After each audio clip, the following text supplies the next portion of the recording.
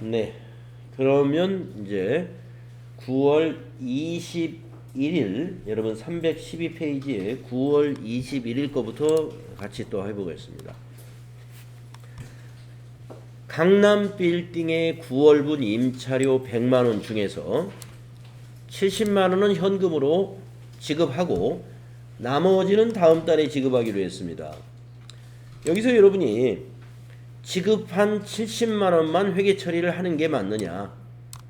아니면 9월달 임차료를 9월 21일 날 지급하기로 이미 약정이 돼 있기 때문에 이 임차료를 비용을 100만 원을 다 발생시키고 70만 원은 현금 대변에 기록하고 나머지는 미지급금 이렇게 30만 원은 미지급금 이렇게 처리하는 게 맞느냐?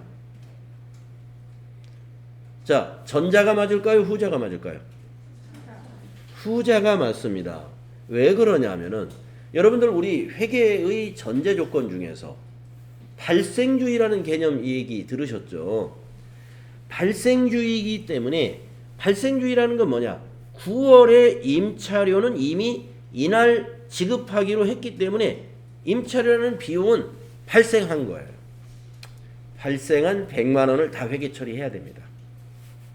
그렇기 때문에 임차료 비용 발생시키고 대변의 자산 감소 70만 원에 부채 30만 원을 인식해야 돼요. 부채를. 그런데 만약에 현금주의 회계 처리를 한다. 현금주의 회계 처리를 한다. 그러면 여러분은 현금주의라는 건 현금 출납장만 생각하시면 돼. 예. 이 건을 만약에 현금 출납장에 기입한다면은 현금 나간 건 70만 원밖에 없죠. 그럼 우리가 현금 출납장에 이렇게 쓴단 말이에요. 9월 21일 임차료 70만 원 강남 빌딩 이렇게만 쓰죠. 그게 바로 현금주의에 의한 회계 처리라는 것이죠. 그런데 회계 처리는 그렇게 하는 게 아니다. 9월달 임차료를 9월 21일 날 지급하기로 했다면 21일 날 비용을 발생시켜야 된다는 겁니다. 자, 그래서 지금 여러분이 판단하신 대로 차변의 비용 발생, 대변의 자산 감소, 부채 증가 입력하겠습니다. 9월 21일 차변의 임차료 819번을 써야 되겠습니다. 100만원. 대변의 101번 현금이 70만원. 대변의 미지급금이 강남 빌딩으로 이건 거래처를 꼭 넣어야 돼요. 여러분 거래처를 꼭 챙겨야 되는 개정 과목들. 채권, 채무, 예금. 채권, 채무, 예금. 거래처 코드 안 넣으면 점수를 못 얻어요. 네. 틀리는 건 아니지만 여러분이 감점을 많이 받게 된다 이겁니다. 절반 이상 감점이 될 수가 있으니까 개정 과목 아니죠. 거래처 코드 꼭 잘 넣어주시는 걸로 하겠습니다. 다음에 페이지 넘어가서 9월 22일 걸 보겠습니다. 사무실에 에어컨을 수리하고 9만 원을 현금으로 지급했다. 네. 그러면 여러분 가로 속에 있는 내용을 보시면요. 수익적 지출로 회계 처리하시오 이랬는데 여러분 그게 기억이 나실런지 모르겠습니다. 자, 우리가 에어컨이라면은 이제 유형자산입니다. 유형자산을 취득 후에 유형자산의 관리를 목적으로 취득 후 지출하는 지출에는 두 가지 성격의 지출이 있어요. 그 두 가지 성격이 뭐냐? 수익적 지출이라는 성격과 저기 어디에 자본적 지출이라는 거 혹시 안 나와 있나요? 아직은 안 나와 있네요. 자, 그러면 서브 수익적 지출과 자본적 지출이 있습니다.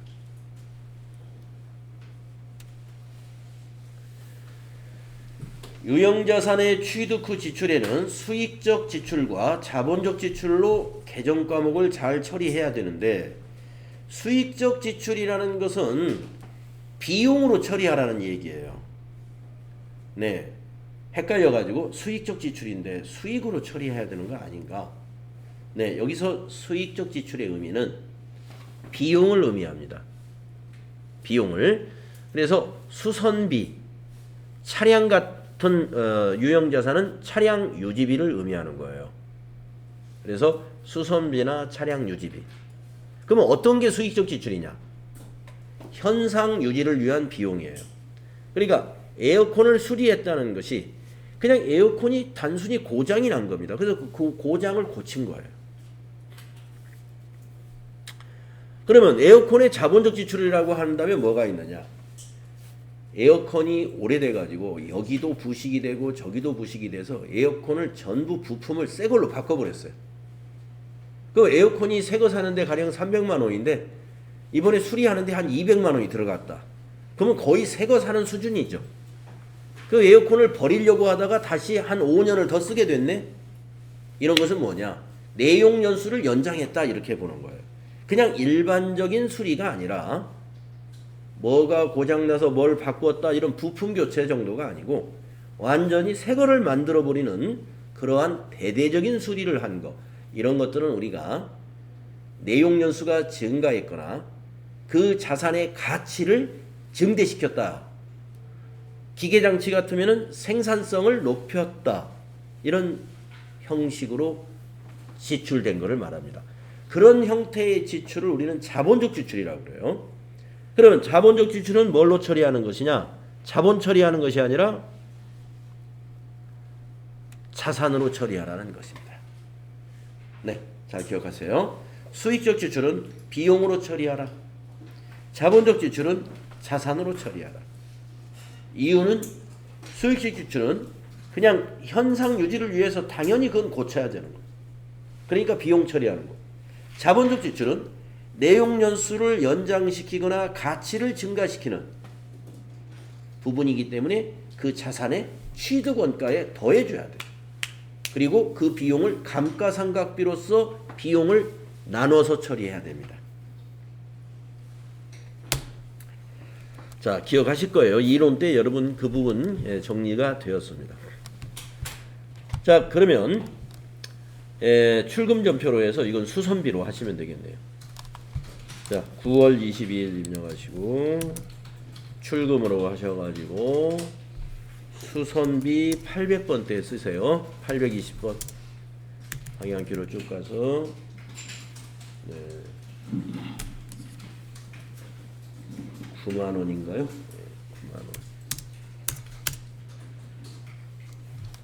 다음에 23일 거를 보겠습니다. 상품 보관용 창고에 대한 화재보험을 삼성화재에 가입을 하고 보험료 120만원을 현금으로 지급했습니다. 이랬어요.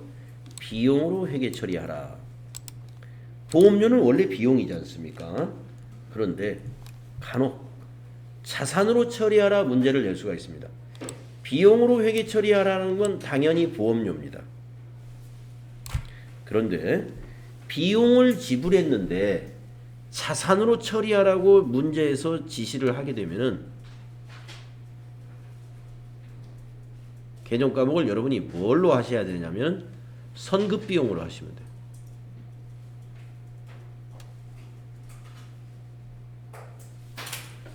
자산으로 처리하시오. 그러면 선급 비용이라는 개정 과목으로 처리하는 게 맞습니다. 우리가 비용을 선급 비용으로 잡는 것은요, 단기와 차기의 비용이 혼재되어 있을 때 원래는 차기분 것만 선급 비용 처리해야 돼요. 그런데 전체를 일단 선급 비용 처리했다가 결산 때 정리를 해주는 방법이 있습니다. 그래서 문제에서도 무슨 비용, 즉 보험료 같은 비용을 지급했다라면서 문제에서 자산으로 처리할 것 이렇게 문제를 낼 수 있다는 거예요. 그러면 선급 비용 처리하시면 됩니다. 비용으로 회계 처리하라 하면 그건 쉬워요. 왜냐하면 내용 중에 무슨 비용인지 나와요. 예. 임차료라든가 보험료라든가 이자 비용이라든가 비용 개정 과목이 그 문제 중에 나옵니다. 그래서 그 비용으로 그냥 처리하면 돼요. 그런데 갑자기 자산으로 처리하라 그러면 여러분이 이게 뭔 말인가? 예. 왜 임차료를 자산으로 처리하라고 그러지? 건물로 하라는 말인가? 아닙니다. 임차료 비용을 자산 처리할 때는 선급 비용 이렇게 잡는 거예요. 자, 그러면 9월 23일 현금 지급했으니까 출금 전표로 해서 보험료 120만 원 입력하십니다. 9월 23일 출금 전표로 보험료 821번이네요. 120만 원. 다음에 24일 거 보겠습니다. 업무용 승용차에 엔진 오일을 보충하고, 네, 승용차니까 차량 운반구잖아요. 오일을 바꾸는 것은 그냥 현상 유지 지출이죠. 현금으로 지급했다라고 했기 때문에 이것은 비용으로 처리해야 돼요. 우리가 비품 같은 걸 고치는 건 수선비입니다만은 차량을 고치는 것은 개념 과목을 따로 쓰고 있어요. 차량 유지비. 네, 9월 24일 입력하겠습니다. 출금 전표네요. 차량 유지비 822번 4만원 하시면 되겠고, 9월 25일 아니, 자, 나 문제를 먼저 읽어야죠. 자, 9월 25일 보겠습니다. 경기 상사의 판매 상품 샘플을 발송하고 퀵 서비스죠. 2만 원을 현금 지급했습니다. 자, 만약에 우리가 문서를 발송했다면 이건 통신비라고 하는데 상품을 보낸 거나 마찬가지예요. 샘플, 견본, 견본 상품을 보낸 거니까 운반비, 견본비 좋을 것 같아요. 견본비.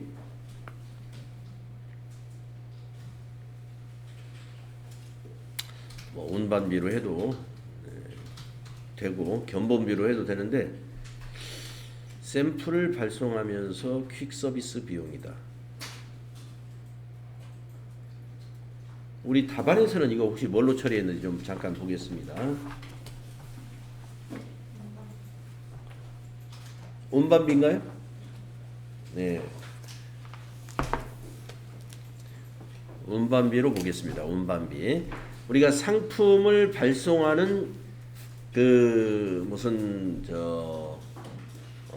트럭 비용이라든가 이런 것들 운반비로 처리하시면 됩니다. 자, 9월 25일 운반비 처리하겠습니다. 출금 전표로 한번 쓰시죠. 자, 9월 25일 출금 운반비 824번 2만원 이렇게 해주시면 되고요. 그 다음에 26일 거는 신입사원의 실무 능력 향상을 위한 외부 위탁 교육을 실시하고 교육비 30만원을 현금으로 지급했답니다. 이건 교육훈련비라는 판매관리비 개념 과목이 있어요. 자, 교육훈련비로 입력합니다. 9월 25일 날 출금 교육훈련비 825번입니다. 30만원. 네, 교육훈련비 어렵지 않을 거고요. 그 다음에 9월 27일 거 신문 구독료, 이것도 시험에 잘 나오는 내용인데요. 신문 구독료를 한국일보에 현금 지급했습니다. 도서 인쇄비로 처리하는 내용입니다. 신문이나 잡지는 도서로 취급을 해요. 도서 인쇄비. 그래서 9월 27일 출금 전표 도서 인쇄비 826번입니다. 15,000원. 그 다음에 28일 걸 보겠습니다. 사무실에서 사용할 사무용 소모품 현대문구에서 구입을 하고 현금으로 지급했습니다. 비용으로 회계 처리하라. 당연히 비용으로 처리하라 할 것 같은데 왜 굳이 비용으로 하라고 그랬느냐? 자산으로 처리하라는 문제도 나올 수 있기 때문에 그렇습니다. 사무용 소모품을요, 소모품비로 처리하면 되거든요. 비용 처리하라 그러면은 소모품비로.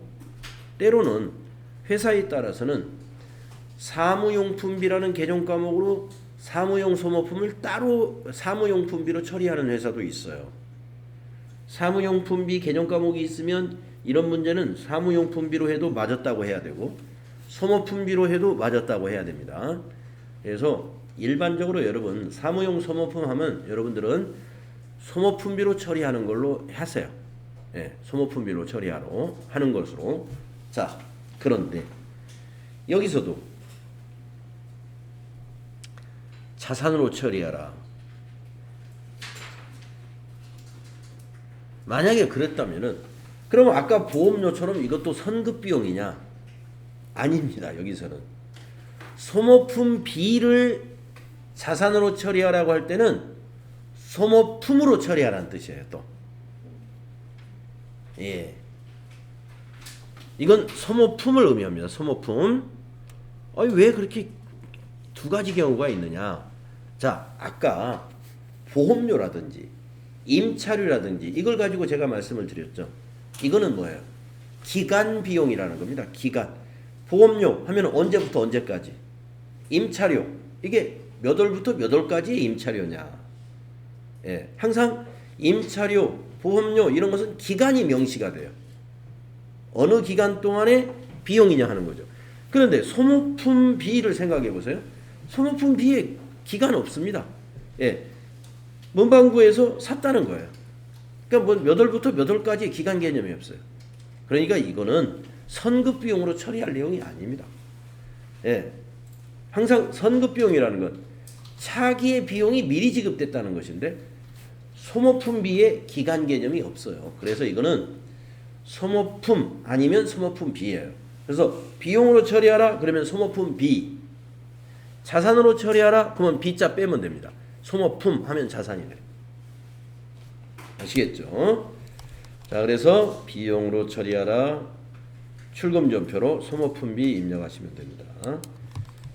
9월 28일 출금하셔가지고 소모품비 830번 쓰시면 됩니다. 10만원.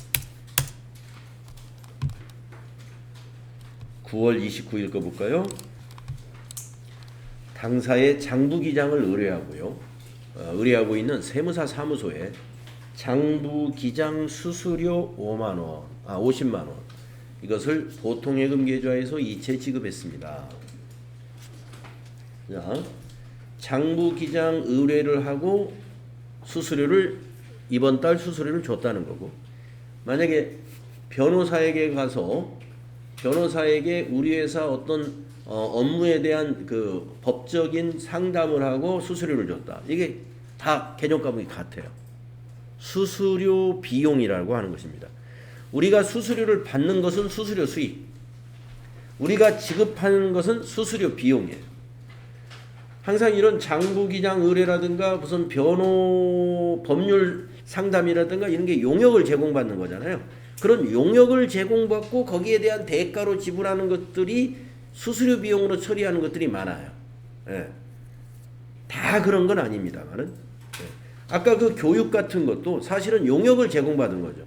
직원의 업무 능력 향상을 위해서 외부에 교육을 보냈다. 교육비 30만 원 지급했어요. 그 교육도 용역입니다. 용역 서비스를 받은 거지만 그거는 교육훈련비라는 별도의 개정 과목이 있어요. 이런 거 세무사 사무소, 변호사 사무소 이런 곳은 수수료 비용 처리하시면 돼요. 자, 그러면은 9월 29일 이렇게 입력합니다. 9월 29일 날 차변의 수수료 비용 831번 써야 돼요. 50만원.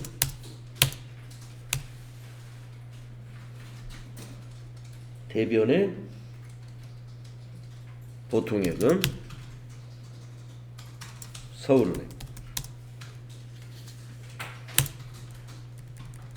50만원. 자, 근데 또 요거 여러분도 문제를 여러분을 헷갈리게 하려면 문제를 이렇게 낼 수가 있어요. 지금 이 문제는 목적이 장부 기장을 의뢰하고 기장료를 우리가 부담하는 겁니다. 그러니까 이건 수수료 비용 처리가 맞아요. 근데 문제를 만약에 이렇게 내볼게요. 당사에 본사 신축용 토지를 구입하기 위하여 관련 세무 상담을 하고 50만 원의 수수료를 지급했다. 목적이 좀 다르네요. 네, 장부 기장료를 낸 거하고 우리가 토지를 새로 취득하면서 세무 상담을 했어요. 네, 이 토지 취득과 관련해서 우리가 이제 어떤 관련되어 있는 몇 가지 세무적인 것들, 세금에 관한 부분을 상담을 했습니다. 그랬을 때는 수수료 비용 처리하면 안 돼요. 뭘로 처리하면 될까요? 토지의 자본적 지출이에요. 토지의 취득과 관련된 비용입니다. 그러니까 토지를 구입하기 위해서 중개사를 찾아가 가지고 토지 중개사에게 무슨 수수료를 주고 뭐 상담을 했다든가, 지금처럼 뭐 세무 상담을 했다든가, 아니면 법률 변호사 사무실에 가서 법률 상담을 했다든가, 이런 자산 취득을 위해서 뭔가를 상담한 것은요, 그 자산의 취득원가에 넣어야 돼요. 그것은 자산 처리하는 겁니다.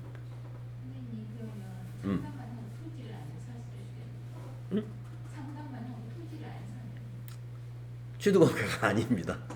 예, 토지를 취득을 안 했기 때문에 이것은 토지를 취득한다는 전제에서, 예, 그건 그냥 수수료 비용 처리하시면 돼요. 예, 토지 샀을 때, 예, 실제로 토지를 취득하지도 않았는데 상담하고 끝나버렸습니다. 그러면 토지 자체가 존재하지 않는 거죠. 토지의 취득원가가 될 수가 없겠습니다.